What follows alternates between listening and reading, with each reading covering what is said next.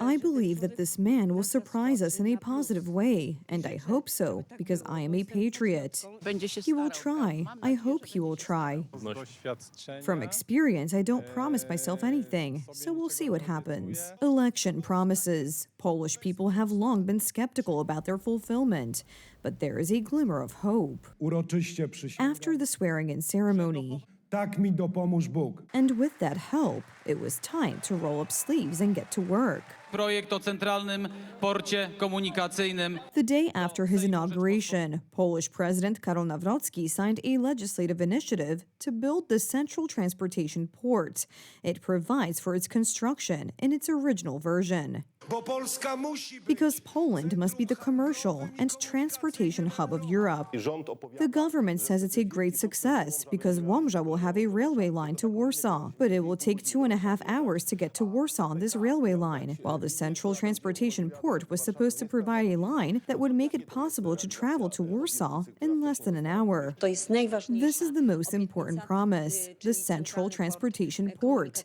But there are also other bills, investments also in the family, a zero personal income tax for families with at least 2 children. Every working parent will gain a new tax-free amount of 140,000 zloty per year. Up to 2.6 million families in Poland will be able to benefit from this solution. Funding must be found for this. These are very good projects. The sooner the better. I think in September or October. Will you vote for it? We'll see what's in these projects. Karol Nawrocki also prepared a draft law on protection of the Polish countryside. Its aim is, among other things, to extend the ban on the sale of state-owned agricultural land. Polish land should belong to Polish farmers. The president also drew attention to farmers' concerns about the European Union's agreement with the Mercosur countries. He wants a coalition to be formed because the president of Poland is not there to pursue German economic interests. Pan Nawrocki zaczął jeszcze, jakby to powiedzieć, falstartem. 4 dni, 2 ustawy. Mr. Nawrocki started with 2 bills in 4 days, and that is the hope and demand of 80% of the Polish rural population who elected Karol Nawrocki as president. Fulfilling promises is the foundation of politics. However, approaches to action vary. Nie dla wyższych podatków i nowych obciążeń. No to higher taxes and other burdens. Definitely yes. So you will never introduce any new taxes? Are you sure that no new taxes will be needed? Well, there's no harm in promising.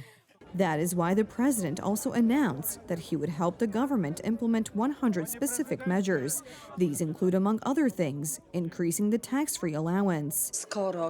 Since a promise was made to Polish people and 100 promises were made and they are not being fulfilled, someone finally has to start fulfilling these promises. However, cooperation with the government may prove difficult. Wszędzie tam, gdzie nowy prezydent będzie chciał. Wherever the new president wants to help, I will welcome his willingness to cooperate with open arms.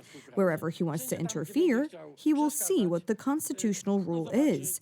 He will see who rules the country. And I will be very consistent in this matter, and ruthless if necessary. The December 13th coalition is already pressuring the head of state to quickly sign the energy price freeze bill. However, the bill includes a provision facilitating the construction of German wind turbines. In his first address, the president announced his willingness to engage in dialogue. This is a matter of the future of our children and future generations of Poles, and I truly hope for cooperation from all political circles.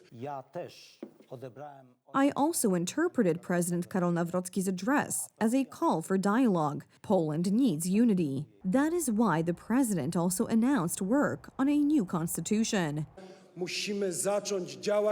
We must begin working on solutions for a new constitution, which I hope and believe will be ready for adoption in 2030. This constitution was deliberately designed to be the way it was. It reminds me of the times just before the partitions, and this constitution should be replaced with another one.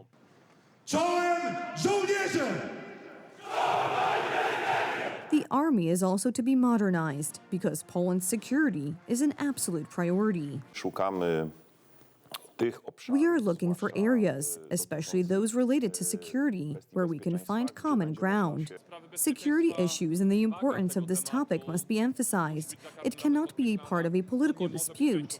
That would be a disaster for Poland. Z okazji przejęcia zwierzchnictwa nad siłami zbrojnymi przez prezydenta Rzeczypospolitej Polskiej. Salut armatni!